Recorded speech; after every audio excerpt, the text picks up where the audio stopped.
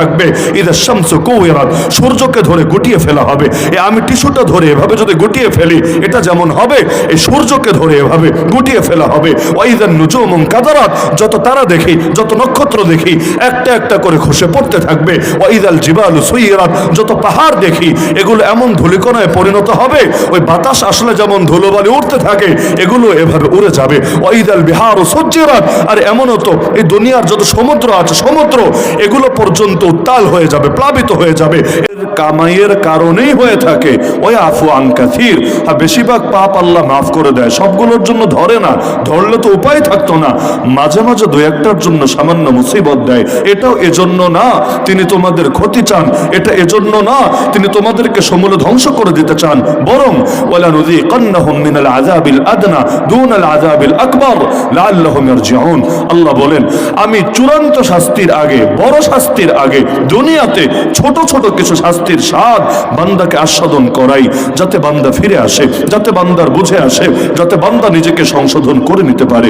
এই যে একের পর এক দুর্যোগ আসতে শুরু করেছে আমাদের সামনে। স্মরণকালের তীব্র মাত্রার ভূমিকম্প গতকাল হয়ে গেল। হ্যাঁ, এটা এই এলাকায় কতটুকু আপনারা অনুভব করেছেন জানি না, খুব বেশি করার কথাও না।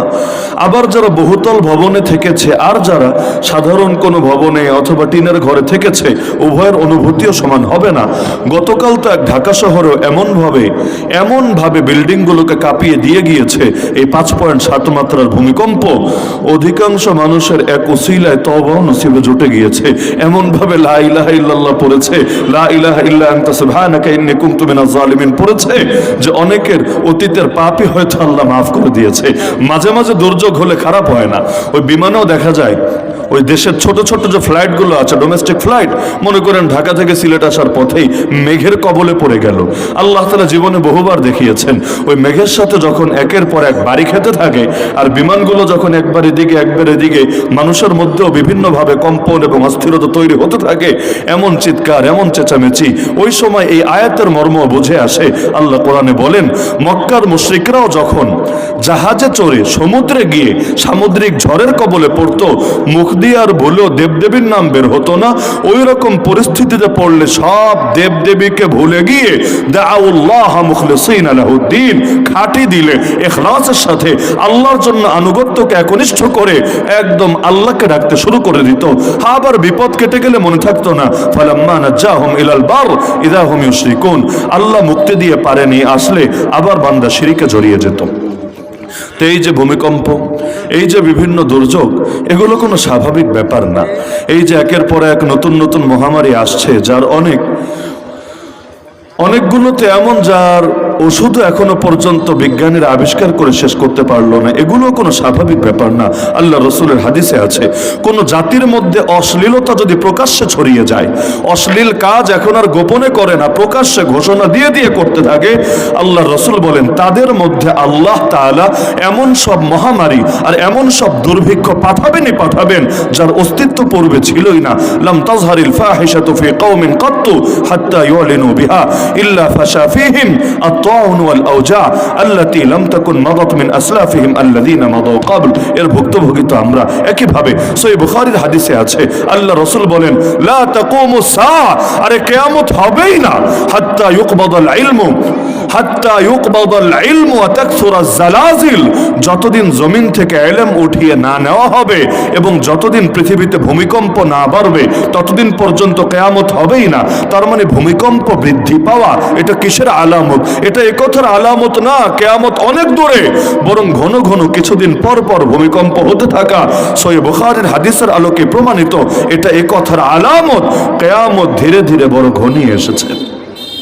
এমনকি তিরমিজির এক হাদিসে 15টা পাপের কথা উল্লেখ করে আল্লাহ রসুল বলেন এই পাপগুলো যখন সমাজে ছড়িয়ে যাবে, যার প্রত্যেকটা ইতিমধ্যে বাংলাদেশেও ছড়িয়ে আছে, আল্লাহ রসুল বলেন এই পাপগুলো যখন ছড়িয়ে যাবে ফারতাকিবু ইনদা যালিকা রিহান হামরা ওয়া জালজালাতান ওয়া মাসহা ওয়া মাসখান ওয়া কাযফা ওয়া আয়াতিন তাতাবা কানিজামি বালিন কুতিআ সিলকুহু ফাতাতাবা। আল্লাহ রসুল বলেন এই পাপগুলো যখন ছড়িয়ে যাবে তোমরা অপেক্ষায় থাকো, একের পর এক ভূমিকম্প, একের পর এক ভূমিধস, একের পর এক চেহারা বিকৃতি ইত্যাদি ইত্যাদি ইত্যাদি বিভিন্ন আযাব এমন ভাবে আসতে থাকবে। কারো হাতে যদি তসবিহ থাকে আর তসবিহের রশিগুলো ছিঁড়ে যায়, দানাগুলো যেমন একটার পর একটা ছিঁড়ে ছিঁড়ে পড়তে থাকে, আল্লাহর আযাবও এভাবে একটার পর একটা আসতেই থাকবে যদি এই পাপগুলো ছড়িয়ে পড়ে সমাজের ভেতরে। কিন্তু আফসোসের বিষয় হলো এগুলো দেখার পরও আমাদের এটা মনে হয় না জীবনটাকে শুধরানো দরকার। কারণ এই যে গতকাল ছিল কি বার? গতকাল ছিল কি বার? নাকি নবীগঞ্জে অন্য কোনো বার ছিল? গতকাল ছিল শুক্রবার। এমনই এক শুক্রবারে, সেই হাদিস দ্বারাই প্রমাণিত, এমনই এক শুক্রবারে আরেকটা ভূমিকম্প হবে। সেই ভূমিকম্পে গতকালের মতো হালকা ঝাঁকুনা দিয়ে চলে যাবে না, সেই ভূমিকম্প হবে এমন ভূমিকম্প যেই ভূমিকম্পের পর কিয়ামতই কায়েম হয়ে যাবে। ওই কিয়ামতের দিনটা হবে শুক্রবার দিন, অন্য কোনো দিন না। ওই সময়ও এক ভূমিকম্প হবে যার কথা কোরআনে বহু আয়াতে আল্লাহ জানিয়েছেন। যেমন আমি খুতবার মধ্যেও সূরা হজের দুটো আয়াত তেলাওয়াত করেছি, 1 এবং 2 নম্বর আয়াত। আল্লাহ তাআলা এতে বলেন, হে মানুষেরা, নিজেদের রবকে ভয় করো, মনে রাখবা নিশ্চয়ই কিয়ামতের ভূমিকম্প বড় সাংঘাতিক ব্যাপার, বড় গুরুতর ব্যাপার। এত বড় গুরুতর, যেদিন তোমরা সেটা দেখবা সেদিনের অবস্থা হবে এমন, আরে দুগ্ধ দানকারিণী নারী যাকে দুধ পান করিয়েছে তাকেই ভুলে যাবে। দুগ্ধ দানকারিণী নারী যাকে দুধ পান করিয়েছে ওই তাকেই ভুলে যাবে। শুধু তাই না, গর্ভবতীরা নিজেদের গর্ভ প্রসব করে ফেলবে, একজন দুজন না। ওয়াতাদাউ কুল্লু যাতি হামলিন হামলাহা, কুল্লুন মানেই হলো প্রত্যেক গর্ভবতী তার গর্ভকে প্রসব করে ফেলবে। শুধু তাই না, ওয়াতারান নাসা সুকারা, তুমি দেখবা মানুষ কেমন যেন মাতাল হয়ে আছে, নেশাগ্রস্ত হয়ে আছে। আল্লাহ বলেন, ওমা হুম বিসুকারা, মনে রাখবা আসলে তারা মাতাল না, আসলে তারা নেশাগ্রস্ত না, কারণ তারা মদও খায় নাই। কিন্তু এরকম মাতালের মতো কেন দেখা যাচ্ছে? কারণ ওয়ালাকিন্না আযাবাল্লাহি শাদীদ, আল্লাহর আযাব বড় ভয়ঙ্কর, আল্লাহর আযাব বড় গুরুতর। তাহলে ওই কিয়ামতের সেই ভূমিকম্পকে আল্লাহই বড় ভয়ঙ্কর বলে উল্লেখ করলেন। এমনকি কোরআনে 30 নম্বর পারায় একটা সূরাই আছে ভূমিকম্পের নামে। কোন সূরা? হ্যাঁ, কয়েকজন জবাব দিয়েছেন। কোন সূরা? সূরায়ে জিলজাল। জিলজাল যার আরেক নাম হলো জালজালা। সূরায়ে জালজালাও বলে, সূরায়ে জিলজালও বলে। ওই বাংলায় যেটাকে বলে ভূমিকম্প, এর আরবি হলো জালজালা বা জিলজাল। ইযা জুলজিলাতিল আরদু জিলজালাহা, যখন গোটা জমিনকে কাঁপিয়ে ফেলা হবে, তার কাঁপুনিতে গোটা জমিনকে ভয়ঙ্কর ভাবে কাঁপিয়ে ফেলা হবে। এটা কখন হবে?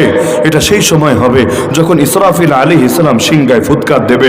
ইসরাফিলও রেডি, সিংহাও রেডি, মুখে দিয়ে বসে আছেন, খালি রবের আদেশ আসাটা বাকি। যেই মুহূর্তে রবের আদেশ আসবে, ইয়াউমা ইউনফাখু ফিস সূরি নাফখাতুন ওয়াহিদা, যেদিন সিংহার ভেতর একটা ফু প্রথমেই দেওয়া হবে। ওয়া হুমিলাতিল আরদু ওয়াল জিবাল ফাদুক্কাতা দাক্কাতান ওয়াহিদা, অবস্থা তো এতটাই গুরুতর হবে। এই জমিন আর জমিনের জন্য পেরেক স্বরূপ যত পাহাড় আছে এগুলোকে ধরে একদম সমূলে নিঃশেষ করে দেওয়া হবে, চূর্ণ বিচূর্ণ করে ফেলা হবে। কি থাকবে সেদিন? না চাঁদ থাকবে, না সূর্য, এর মধ্যে আগুন পর্যন্ত ধরে যাবে। তাহলে কি যে সেই ভয়ঙ্কর এক হালত আমাদের সকলের সামনে আসতে যাচ্ছে। এই দুনিয়ার সামান্য ভূমিকম্প আসলেই কখনো আপনজন পর্যন্ত আপনজনকে ভুলে নিজের যান বাঁচানোর ফিকিরে নেমে পড়ে। গতকাল এমন দৃশ্য দেখা গিয়েছে, সুপার শপ, বড় দোকান, সুপার শপ, এক বাবা আর তার সন্তান আছে দোকানের ভেতরে। বাবা ক্যাশে বিল দিচ্ছে, কেনাকাটা শেষ, ক্যাশের মধ্যে বিল দিচ্ছে। হঠাৎ করে যখন ভূমিকম্প শুরু হলো, বাবা এক দৌড়ে একদম দোকানের বাইরে গিয়ে দাঁড়িয়েছে। এদিকে ছোট বাচ্চার কথাও মনে আসে নাই। আর ইচ্ছাকৃত কোন বাপ সন্তানকে ফেলে যাবে? আমি তো যাব না, আপনারা কে যাবেন? কেউ যাওয়ার কথা না। কিন্তু কি পরিমাণ তখন আতঙ্কিত হয়ে গেলে নিজের এই বাচ্চাটার কথাও মনে থাকে না, এক দৌড়ে চলে গিয়েছেন। এরপর সেই বাচ্চাটা ধীরে ধীরে বাবা বাবা বলে চিৎকার করতে করতে এরপর গিয়ে তার সঙ্গে মিলিত হয়েছে। এমনও হয়েছে 8 তলা বিল্ডিং এর সিঁড়ির ভেতরে একটা মোবাইল পড়ে আছে। এই মোবাইলের উপর দিয়ে কত মানুষ দৌড়ে তারা নিচে গিয়ে নেমেছে। কারো মনে পড়ে নাই মোবাইলটা একটু নেই। আচ্ছা, বাকি যারা দৌড় দিয়েছে তাদেরও তো আলমারির মধ্যে হয়তো সিন্ধুকে টাকা ভরা আছে, তাদেরও হয়তো ঘরের মধ্যে কম্পিউটার, ল্যাপটপ, বহু ডিভাইস আছে, তাদেরও হয়তো লকারের মধ্যে সোনা, গয়না, হীরা জহরত, মণিমাণিক্য রাখা আছে। কিন্তু কোন মানুষটা এগুলো নিয়ে চিন্তা করেছে যে দৌড় দৌড় তো দিব ঠিক আছে, টাকাগুলো নিয়ে নেই, দৌড় তো দিব ঠিক আছে, স্বর্ণগুলো নিয়ে নেই, দৌড় তো দেবো ঠিক আছে, ল্যাপটপটা মোবাইলটা হাতে নিয়ে নেই, মনেই পড়ে নাই, পড়বে কিভাবে? আর দুনিয়া সামান্য ধাক্কায় যদি অবস্থা হয়, করোনার সময় এমনও হয়েছে কত মানুষ লাশ হয়ে মর্গে পড়ে আছে, বাবাও আনতে যাচ্ছে না, মাও আনতে যাচ্ছে না, এলাকাবাসীও জানাজায় শরীক হচ্ছে না। অবশেষে কিছু ভলান্টিয়ার তাকে অজ্ঞাত পরিচয় হিসাবে জানাজা পড়িয়ে দাফন করে দিয়ে রেখেছে। কত সময় বিগত আমল এমন হয়েছে, জঙ্গি সাজিয়ে, জঙ্গি নাটক সাজিয়ে, ক্রস ফায়ার দিয়ে খুন করে ফেলা হয়েছে। আপনজন যায় নাই, তাদের কপালেও যদি জঙ্গি ট্যাগ লাগে, প্রথম আলো ডেইলি স্টারে তাদেরকেও যদি জঙ্গির সহযোগী হিসাবে উল্লেখ করা হয়ে থাকে, যায় নাই, দেখতে যায় নাই। আমরা কারাগারও এমন অনেক মানুষকে পেয়েছি যাদের ফ্যামিলিরাই তাদেরকে অস্বীকার করে বসে আছে। কেন? কারণ ফ্যামিলি হলো অনেক এলিট ফ্যামিলি, সমাজে তাদের স্ট্যাটাস আছে, তাদের অনেক আধিপত্য এবং মর্যাদা প্রতিষ্ঠিত আছে। এখন ছেলে ফেসেছে জঙ্গি মামলায়, যদিও মামলা ভুয়া, কিন্তু এখন ছেলের মামলা দেখতে গেলে, ছেলেকে নিয়ে বেশি আবেগ দেখালে যদি তার উপরও দায় চলে আসে, এজন্য আর খবর নিতে যাচ্ছে না। ছেলে পচলে পচুক, সেখানে মরলে মরুক, এটার দায় সে নিতে যাচ্ছে না। তাহলে দুনিয়ায় যদি এমন হয়, আমার আল্লাহর এই আয়াত এবার চিন্তা করেন। আল্লাহ বলেন, হে মানুষেরা, রবকে ভয় করো, পাশাপাশি ওয়াখশাউ ইয়াওমান লা ইয়াজজি ওয়ালিদুন আন ওয়ালাদি ওয়ালা মাউলুদুন হুয়া জাজিন আন ওয়ালিদিহি শাইআ। সেই দিনকে ভয় করো যেদিন বাবা তার সন্তানের কাজে আসবে না, সন্তান তার বাবার কোনো কাজে আসবে না। সেদিন কাজে আসবে একমাত্র আল্লাহ। আল্লাহ যদি কারো উপর রাজি থাকে, অন্যরা হয়তো তার জন্য সুপারিশও করবে। আল্লাহ যদি নারাজ থাকে, সে যদি নবীর বাবাও হয়, সুপারিশ নসিবে জুটবে না। যদি নবীর পুত্রও হয়, সুপারিশ নসিবে জুটবে না। যদি নবীর স্ত্রীও হয়, তবু আল্লাহর গজব থেকে বাঁচতে পারবে না। এজন্যই তো আল্লাহ রাসূল সাল্লাল্লাহু আলাইহি ওয়াসাল্লাম তার কন্যা ফাতেমাকে বলেছিলেন, হে ফাতেমা, আমি তোমাকে আল্লাহর আযাব থেকে বাঁচানোর ক্ষমতা রাখি না। হ্যাঁ, যদি ঈমান আমল নিয়ে যেতে পারো, গায়রা আন্নালি বিকুম রাহিমান সাআবুল্লুহা বিবালালিহা, তাহলে তোমার সাথে আমার যে আত্মীয়তার বন্ধন আছে, আমি অবশ্যই এর হক আদায় করব। কিন্তু ঈমান আমল নিয়ে যদি যেতে পারো, এজন্য চাচা যখন মৃত্যু সজ্জায়, সে আবু তালেবকে নবী এটাই বুঝিয়েছিলেন, কুল ইয়া আম্মি কালিমা আশফা লাকা বিহা ইনদাল্লাহ। হে আমার চাচা, একটা কালেমা, মাত্র একটা কালেমা, খালি একটা বার বলেন, বেশি লাগবে না, একটা বার বলেন, দায়িত্ব নিচ্ছি, আল্লাহর কাছে আপনার জন্য সুপারিশ করব। আবু তালেব রেডি হয়েছিলেন, বলে ফেলবেন, তিনি কালেমা ঘোষণা দিয়ে দিবেন। কিন্তু ওই আবু জাহাল এসে তাকে বোঝালো, সারা জীবন থাকলা বাপদাদার আদর্শে, মরার আগে এই বাচ্চা পোলাপানের কথায়, নিজের ভাতিজার কথায় বাপদাদার ধর্ম ছেড়ে দিবা, পুরনো আদর্শ ছেড়ে দিবা। তুমি মরার পর লোকে কি বলবে? তোমার তো সমালোচনা হবে। আরে মরার পর লোকে ভালো বললেই কি আর মন্দ বললেই কি? আমার কবরে যদি আগুন জ্বলে, উপরে যদি ফুলের পাহাড়ও বানায়, হবেটা কি? আর যদি এমন হয় আমার কবরে আল্লাহ জান্নাতের সুখ দিয়ে দিলেন, আর উপর দিয়ে লোকে আমার ইচ্ছা মতো গালি দিচ্ছে, তো সমস্যাটা কি? মূল বিষয় তো আল্লাহ রাজি থাকা আর আল্লাহ নারাজ হওয়া। দুনিয়ার লোক দিয়ে আসা যায় কি? আমার নবীর উপরে তো তার জামানার অধিকাংশ লোক রাজি হয় নাই, তো নবীর ক্ষতি হয়েছে কি? নবীর ক্ষতি হয়েছে কি? নবীর বিরুদ্ধে কারা যুদ্ধ করে নাই? মক্কার মুশরিকরাও করেছে, মদিনার ইহুদিরাও করেছে, মুনাফিকরাও বিরুদ্ধে অবস্থান নিয়েছে, রোমকরাও করেছে, পারসিকরাও করেছে। তো আমার নবীর কোনো ক্ষতি হয়েছে? না। যার সঙ্গে আল্লাহ থাকে, তার দুনিয়ার কিছু পেলেও চলে, না পেলেও চলে। এজন্যই তো শামসুল হক ফরিদপুর রহমতুল্লাহ আলাইহি বলতেন, যদি তুমি আল্লাহকে পেয়ে যাও, দুনিয়ার কিছু না পাও, মনে রেখো তুমি আসলে সবই পেয়ে গিয়েছো। আর যদি এমন হয় এক আল্লাহকে পাও নাই আর দুনিয়া সব পেয়ে বসে আছো, আসলে তুমি কিছুই পাও নাই। মানুষ তো দুনিয়া সামান্য পেয়ে মহাখুশি হয়ে যায়। হাদিসে আছে, ইয়াজুজ মাজুজ নাম তো শুনেছেন আপনারা, যখন এরা আসবে, একে তো সংখ্যা এত বেশি, কোরআনে আছে ইয়ামুজু বাদুহুম ফি বাদ, এক দল যেন আরেক দলের উপর ঢেউ যেভাবে ওই একাংশ আরেক অংশের উপর আশ্রে পড়তে থাকে, এভাবে সংখ্যা এত বেশি মনে হবে যেন একদল আরেক দলের উপর ঢেউয়ের মতো আশ্রে পড়ছে। এমনকি হাদিসে আছে, তারা প্রথম দল গিয়ে যখন সমুদ্রে মুখ দিবে, এমন ভাবে সমুদ্রের পানি খেয়ে শেষ করবে। সমুদ্রের পানি তো আসলে খাওয়ার পানি না, নোনা পানি কি খাওয়া যায় নাকি? সমুদ্রের পানি খাওয়ার পানি না, তার মানে বাকিগুলো তো আগেই খেয়ে শেষ। ওই সমুদ্রে গিয়ে যখন মুখ দিবে, এমন ভাবে পানি খেয়ে শেষ করবে, পেছনের দল এসে তারা দেখে ভাববে, এখানে কোনোদিন মনে হয় পানি ছিলই না, এটা চিরকাল এমন খালি ছিল। অথচ হবিগঞ্জে সবাইকেও যদি বঙ্গোপসাগরে পাঠিয়ে দেওয়া হয়, পারবেন পানি খাওয়া শেষ করতে? আচ্ছা, পানি খায়া না, পানি দিয়ে উজু করে, গোসল করে, ইস্তেঞ্জা করে, যত কিছু আছে বালতি টালতি সব কিছু ভরে, এরপর সবাই মিলে পারবেন পানি শেষ শেষ করতে পসিবলই তো না। তাহলে সেখানে এত বেশি তাহলে সামনে যাকেই পাবে গণহত্যা করতে থাকবে। করতে করতে এক পর্যায়ে তাদের কাছে মনে হবে গোটা জমিনই মনে হয় খালি হয়ে গিয়েছে, জমিনে সবাইকে তারা মেরে ফেলেছে। যদিও ধারণাটা ভুল, কারণ মুসলমানরা তখনও বেঁচে আছে। নবী ঈসা আলাইহিস সালামের সঙ্গে একটা পাহাড়ের আড়ালে তারা আত্মগোপন করে আছে আল্লাহর নির্দেশে। তো ওই সময়ের কথা। তো যখন তারা ভাববে যে জমিনে সবাই শেষ, হাদিসের মধ্যে আছে ওই সময় তারা চিন্তা করবে, তারা বলাবলি করবে, পৃথিবীর সবাইকে তো শেষই করে দিলাম, তাহলে আসমানে যারা আছে তাদেরকে আর বাকি রেখে কি লাভ? জমিন তো শেষই, তাহলে আসমানে যারা আছে তাদেরকে আর বাকি রেখে কি লাভ? এটা ভেবে তারা সিদ্ধান্ত নেবে এক কাজ করি, তাহলে চল আসমানে যারা আছে ফেরেশতাও মারি, রবও মারি, সবাইকে মেরে শেষ করি, ঝামেলা একদম চিরতরে বিদায় করি। এটা ভেবে তারা ধনুকের মধ্যে তীর সেট করবে, এরপর উপরে তারা তীর মারবে। আমি চিন্তা করি এগুলোর স্ক্রু, মাথার স্ক্রু কতটা ঢিলা, উপরে তীর মারলে সেই তীর যে আসমানে যায় না, এতটুকু কমন সেন্সও এই বলদদের থাকবে না।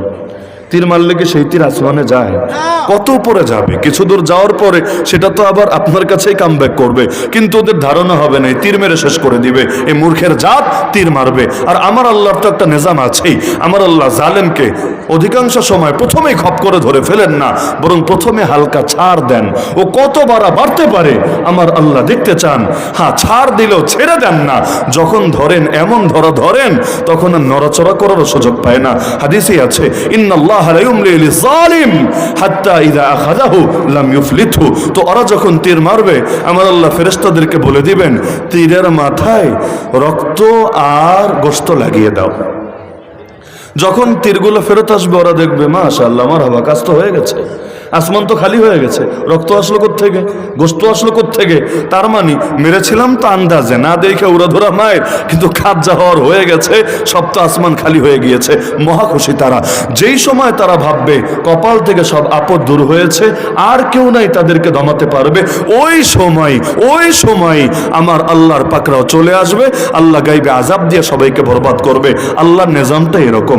আল্লাহ তাআলা এমন টাইমে গিয়ে ধরেন যেই সময় যাদের দুর্বল ঈমান তারা পর্যন্ত পেরেশান হয়ে যায়। আপনি কোরআন খোলেন, আল্লাহর সাহায্য রাসূল এবং তার সাহাবীরা কখন পেয়েছেন? হাত্তা ইয়াকুল আর রাসূল ওয়াল্লাযীনা আমানু মাহু মাতা নাসরুল্লাহ। যখন রাসূল এবং সাহাবীরা পর্যন্ত বলে উঠেছেন আল্লাহ তোমার সাহায্য কখন আসবে? আপনি চিন্তা করেন বদরের ময়দানে আমার আল্লাহর গায়বী মদদ কখন নেমে এসেছে। আমার রাসূল সিজদায় লুটিয়ে পড়ে যখন আল্লাহকে বলতে শুরু করেছে আল্লাহুম্মা ইন তাহলিক হাযিহিল ইসাবাতু মিন আহলিল ইসলাম লাম তুবাদ ফিল আরদ। হে আল্লাহ, আজকে যদি মুসলমানদের এই কাফেলা শহীদ হয়, এই পৃথিবীতে আর কোনোদিন আপনার ইবাদত হবে না। কে করবে ইবাদত করার কেউ বাকি থাকবে না। আয় আল্লাহ, সুতরাং যে ওয়াদা দিয়েছেন সে ওয়াদা বাস্তবায়ন করেন। আপনি আমাদেরকে বিজয়ের যে প্রতিশ্রুতি দিয়েছেন সেটা আমাদের সামনে আপনি চূড়ান্তভাবে বাস্তবায়ন করেন। যখন ওই হালতে গিয়ে উপনীত হয় বান্দা, আল্লাহ বলেন আলা ইন্না নাসরাল্লাহি কারীব। তখন আমি বান্দাকে জানাই, শোন বান্দা, আল্লাহর সাহায্য বড় নিকটে চলে এসেছে। এজন্য কোরআন খুললে দেখবেন নমরুদ পর্যন্ত, নমরুদও চেয়েছিল আল্লাহকে মেরে ফেলবে, চায় নাই।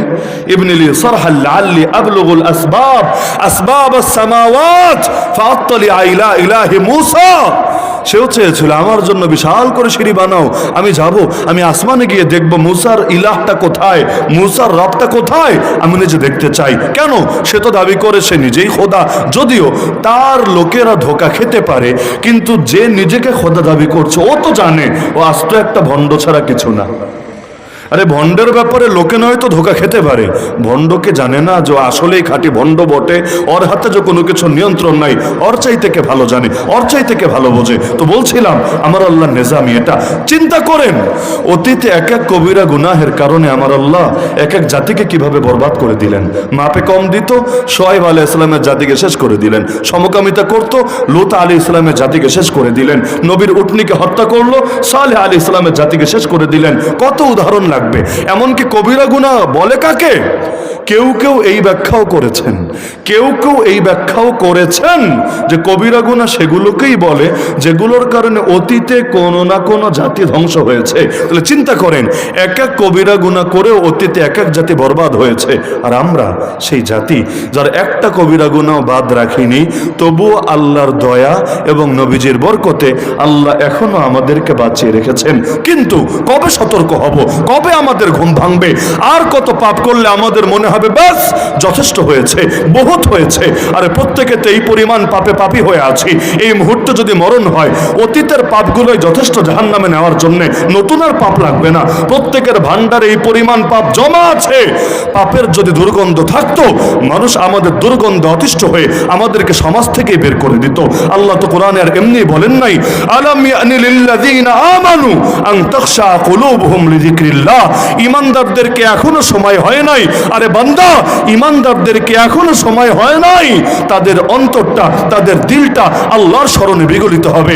ইয়া আইয়ুহাল ইনসান মা গাররাকা বিরাব্বিকাল কারীম। হে মানুষ, তোকে তোর মহানুভব রবের ব্যাপারে কোন জিনিস ধোকায় ফেলে রাখলো? কিসের ধোকায় তুই পড়ে আছিস? ফাফিরু ইলাল্লাহ।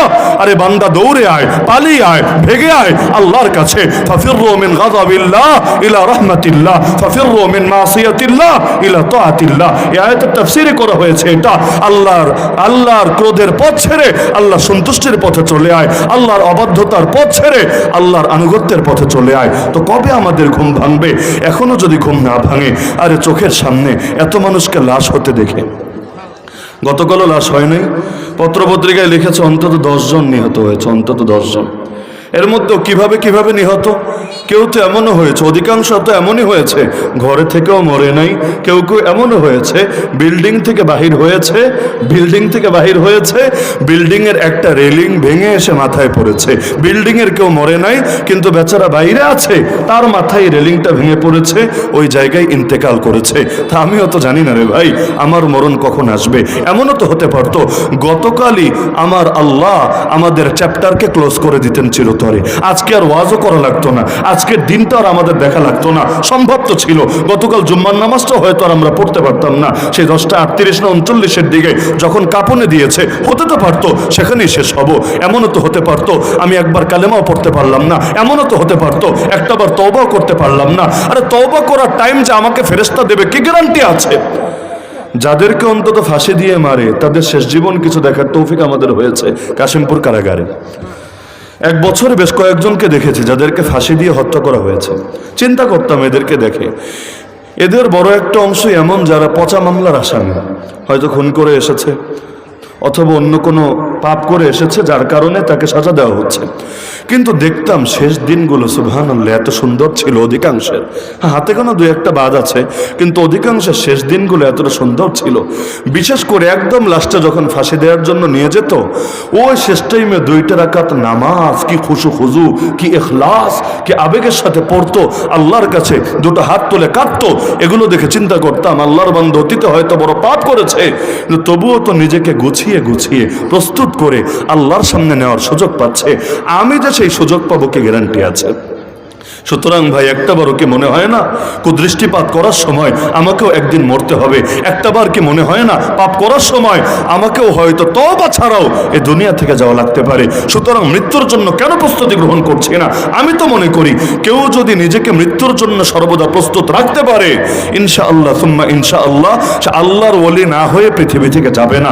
এমনকি মৃত্যুকে যারা উপভোগ করতে শিখে যায়, যারা মৃত্যুকে ভয় পায় না, বরং আল্লাহর পথে মৃত্যুবরণ করার তামান্না নিয়ে সারাটা জীবন ময়দানে তার সমস্ত প্রোগ্রামগুলো চালিয়ে যায়, আমি তো মনে করি ইনশাআল্লাহ সুম্মা ইনশাআল্লাহ আল্লাহ তাদেরকে সর্বোচ্চ মাকাম দিয়ে দিবেন জান্নাতে।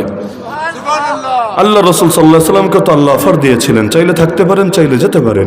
নবী তো যাওয়াকেই পছন্দ করেছেন, কারণ মুসলমান যেতে তো ভয় পায় না আল্লাহর কাছে। খালিদ বিন ওয়ালিদ তিনি এক বাহিনী নিয়ে গেলেন, খ্রিস্টানদের সেনাপতি টিটকারি মারলো, তোরা কি যুদ্ধ করতে আসলি না ডাকাতি করতে আসলি? এই কয়জন দিয়ে যুদ্ধ হয়? আজীব ব্যাপার স্যাপার।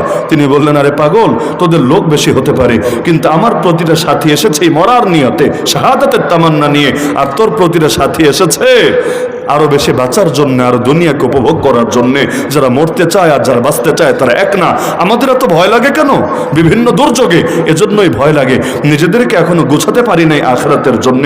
সুতরাং আমার সব বার্তার মূল বার্তা, আসেন নিজেদেরকে প্রস্তুত করি চূড়ান্ত পরিণতির জন্য। অপ্রস্তুত অবস্থায় পরীক্ষা দিতে গেলেও পরীক্ষা ভালো হয় না, অপ্রস্তুত অবস্থায় ইন্টারভিউ দিতে গেলেও ইন্টারভিউ ভালো হয় না, অপ্রস্তুত অবস্থায় কোনো কিছুই সুবিধা করা যায় না। তো প্রস্তুতি নিয়ে কাজ করলে, প্রস্তুতি নিয়ে কাজ করলে ওই কাজে রওনকে আলাদা হয়। তো যেহেতু মরবই, যেহেতু রবের সামনে যাবই, প্রস্তুতি নিয়ে যাই না ইনশাআল্লাহ সুম্মা ইনশাআল্লাহ। একবার যদি প্রস্তুতি নিয়ে যেতে পারি, মুনকার নাকিরের সাথে প্রশ্ন উত্তরের পরেই আমার যে সেই সুখ শুরু হবে। হাদিসের মধ্যে আছে, আমার চোখ যত দূর যায় আমার কবরকে তত দূর পর্যন্ত বিস্তৃত আর প্রশস্ত করে দেওয়া হবে। আমার গায়ে জান্নাতি পোশাক পরিয়ে দেওয়া হবে, জান্নাতের সঙ্গে আমার কবরের কানেকশন করে দেওয়া হবে। আমার গায়ে এসে জান্নাতি হাওয়া বাতাস লাগতে থাকবে।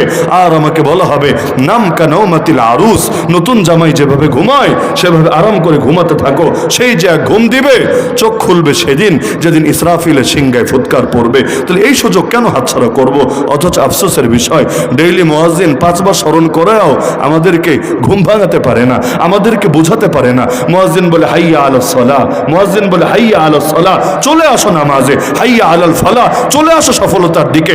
আমরা আমাদের আচরণ দিয়ে বুঝাই, আরে কিসের সফলতা, কোথায় সফলতা? তোমার মসজিদে সফলতা নাই, আল্লাহর সামনে সেজদায় সফলতা নাই? না হলে চিন্তা করেন, আমার বড় লজ্জা লাগে। প্রতিটা বাজার, এই যে এই বাজারেও গিয়ে দেখবেন মসজিদ জামাত শুরু হয়ে গিয়েছে, তখনও পাশের দোকানগুলোতে দোকানদারি চলছে।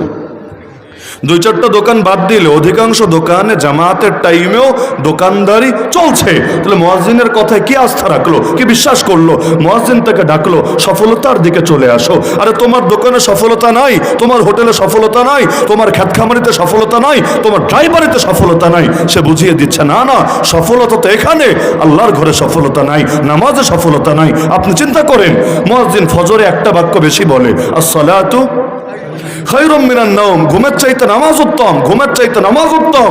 মুখ দিয়ে কিছু না বললো, কাজ দিয়ে বুঝায় দেয়, না না, আমাদের ঘুমটাই নামাজের চাইতে উত্তম। অথচ কয়টা মিনিটের জন্য যদি ঘুম কোরবান করে দিতে পারতাম, আরে চিরকাল আরামে ঘুমানোর ব্যবস্থা আল্লাহর পক্ষ থেকেই পেয়ে যেতাম। কারণ মরার পর থেকে হাসর পর্যন্ত সময় তো কম না।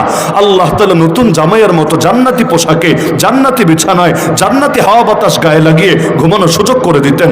অথচ 5টা মিনিটের জন্য যদি আমি কোরবানি দিতে না পারি, কি হবে?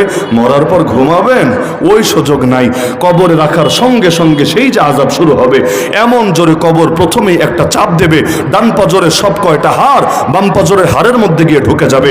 এরপর জাহান্নামের সঙ্গে সেই কবরের কানেকশন যখন করে দেওয়া হবে, একের পর এক নির্যাতন যখন শুরু হবে, এভাবে চলতে চলতে কিয়ামত পর্যন্ত চলতেই থাকবে। এমনকি এটা এতটা ভয়ঙ্কর হবে, আমার নবী বলেন, মা রাআইতু মানজারান কাত্তু ওয়াল কবর আফজাউ মিনহু, কবরের চাইতে ভয়ঙ্কর কোন দৃশ্য আমি কখনো দেখিই নাই। এজন্য কবরের পাশ দিয়ে হেঁটে গেল ওসমান রাদিয়াল্লাহু আনহু এত কাঁদতেন, এত কাঁদতেন, দাড়ি পর্যন্ত ভিজে যেত। লোকে বলতো, কি ব্যাপার, এত কাঁদেন কেন কবরের পাশ দিয়ে গেলে? তিনি বলতেন, ইন্নাল কবর আউয়ালু মানাজিলিল আখিরা, আরে নবী বলে গেছেন, কবর হলো আখিরাতের প্রথম ঘাঁটি। ফা ইন নাজা মিনহু, যদি এখানে বান্দা মুক্তি পায়, কানা মা বাদাহু আইসারা মিন, এরপরে সব তার জন্য বড় সহজ হয়ে যায়। ওয়া ইল্লাম ইয়ানজু মিন, আর কবরে যদি মুক্তি না পায়, কানা মা বাদাহু আশাদ্দা মিন, এরপর যা কিছু আছে তার জন্য বড় বড় জটিল, বড় সাংঘাতিক হয়ে যায়। তাহলে এক কিয়ামত তো আসবে সবার জীবনে, আর আরেক কিয়ামত আসবে যখন আমার মরণ হবে। ইযা মাতাল ইনসান কামাত কিয়ামাতুহু, ওই কিয়ামতে যেমন 5 প্রশ্ন হবে, মরার পরে আমাদের প্রত্যেকের কবরেও 3 প্রশ্ন হবে। কিয়ামতের 5 প্রশ্নের জবাব না দিলে বান্দা যেমন আযাবে ফাঁসবে, মরার পরে 3 প্রশ্নের জবাব দিতে না পারলে আমাকেও আমার আযাবে ফাঁসতে হবে। সুতরাং আমি আবারও স্মরণ করিয়ে দেই, আমার এত লম্বা কথার মূল খোলাসা সির্ফ একটা, সেটা হলো আসেন না নিজেদেরকে মৃত্যুর জন্য প্রস্তুত করি। রাজি আছেন ইনশাআল্লাহ? সর্বনিম্ন ধাপ এটা, মৃত্যুর জন্য প্রস্তুত করি। আর সর্বোচ্চ ধাপ হলো আসেন না মৃত্যুকে ভালোবাসতে শিখি, আল্লাহর পথে জান দেওয়াকে মহাব্বত করতে শিখি। সর্বোচ্চ ধাপ এটা। ওইটা যদি নাও পারেন, কমাস কম নিচেরটা করেন, যে নিজেকে মৃত্যুর জন্য প্রস্তুত রাখতে পারি। আর মৃত্যুকে ভালোবাসতে শিখলে কি হবে জানেন? ওই ঈদটা যেমন আমাদের জন্য পরম আনন্দের বিষয়, তাই না? পুরো রমজানের সব কষ্ট, কষ্ট তো হয়, রোজা রাখতে টুকটাক কষ্ট যে হয় না এমন তো না, কিন্তু আলহামদুলিল্লাহ আলহামদুলিল্লাহ ঈদের দিন কোনো কষ্ট মনে থাকে না, বরং সব কষ্ট বান্দা ভুলে যায়। একইভাবে সারা জীবন যত কষ্ট করবেন, ঈদের মতো একটা মরণ যখন পাবেন, এমনভাবে সব কষ্ট ভুলবেন, দেখবেন গায়ের রং হয়তো কালো, কিন্তু চেহারার মধ্যে কি নূরানি হাসি। গায়ের রং হয়তো কালো, কিন্তু চেহারার মধ্যে কি যে আলাদা এক ধরনের লাবণ্য। আমি চিন্তা করি মাঝে মাঝে শহীদদের ছবি দেখে, এই যে ফিলিস্তিনের বিভিন্ন শহীদের ছবি আসে না মাঝে মাঝে, দেখবেন হয়তো বোমার আঘাতে হাত একটা উড়ে গেছে, দেখবেন হয়তো বোমার আঘাতে স্প্লিন্টারের খোঁচায় তার পুরো গাটা ক্ষতবিক্ষত হয়ে আছে, কিন্তু চেহারার দিকে একবার তাকায়েন, চেহারার দিকে একবার তাকায়েন, আপনার দিল সাক্ষ্য দেবে মৃত্যুতে বান্দা মোটেও শঙ্কিত হয় নাই, মোটেও ভীত হয় নাই, বরং পরম মহাব্বতে মৃত্যুকে যেন বুকে আগলে নিয়েছে। কারণ হাদিসে আছে, মুমিন বান্দা মরার আগেই তার চোখের সামনে জান্নাতের সব কয়টা দরজা খুলে দেওয়া হয়। সে যখন নিজ চোখে জান্নাতের নেয়ামত দেখতে থাকে, তখন কত তাড়াতাড়ি বের হবে এর জন্য ছটফট করতে থাকে। ওয়াদ্দা লাউ খারাজাত ইয়ানি নাফসা, হাদিসের শব্দ, সে তখন এই তামান্না লালন করে, পারলে যেন তার রূহ, তার নফস নিজের থেকে বের হয়ে যাবে। অপরদিকে পাপিরটা বের হতে চায় না, পিটিয়ে পিটিয়ে শাস্তি দিয়ে দিয়ে যখন বের করে, সেই মায়ের সাজা, সেই ভয়ানক হালতের ছাপ তার চেহারার মধ্যে ফুটে ওঠে। সুতরাং যদি চান ঈদের মতো একটা মরণ হোক, তাহলে জীবনটাকেও তো রমাদানের মতো পবিত্র বানাতে হবে। জীবন যদি কাটে রমাদানের মতো, মৃত্যুও হবে ইনশাআল্লাহ ঈদের মতো। রাজি আছেন? রাজি আছেন? তাহলে আবারও স্মরণ করাই, মোট বার্তা আমার কয়টা? দুইটা। একটা হলো সর্বনিম্ন, যার নিচে আর কিছু নাই, আর একটা হলো সর্বোচ্চ।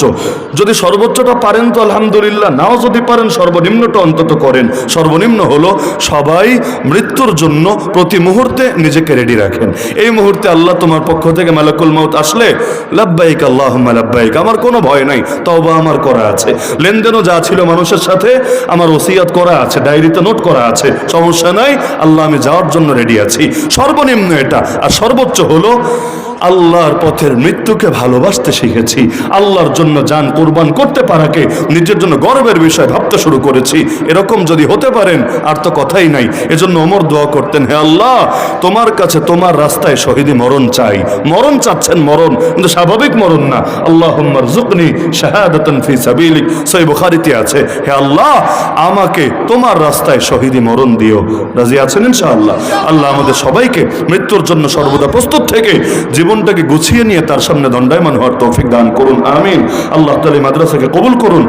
খলিফায়ে মাদানী শেখ আলী আসগর নূরী রহমতুল্লাহ আলীর কবরের উপর রহমত এবং বারিধারা আল্লাহ তাআলা নাজিল করুন, এবং আমাদের সবাইকে তাদের পদাঙ্ক অনুসরণ করে জমিনের বুকেই তার ওলি হয়ে দুনিয়া থেকে যাওয়ার তৌফিক দান করুন, আমিন। ওয়া আখিরু দাওয়ানা আনিল হামদুলিল্লাহি রাব্বিল আলামিন। সালাম আলাইকুম।